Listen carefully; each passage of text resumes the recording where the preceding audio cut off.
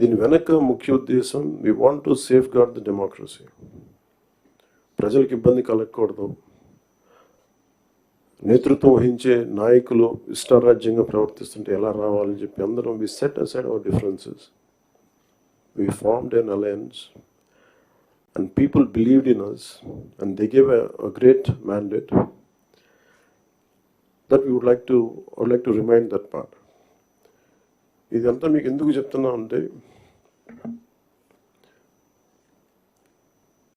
నా పర్సనల్గా నేను రివ్యూస్ చేస్తున్నా, ఏం చేస్తున్నా, ఒకటి ఫిజికల్ ఇర్రెగ్యులారిటీస్, ఫైనాన్షియల్ ఇర్రెగ్యులారిటీస్, ఏది కూడా రూల్ బుక్ పాటించని విధంగా ఇవన్నీ చూసి చాలా ఇబ్బందులు వస్తుంది. ఇందాక కేశవుల్ గారు చెప్పినట్టుగా, we took the guidance of Honorable CM.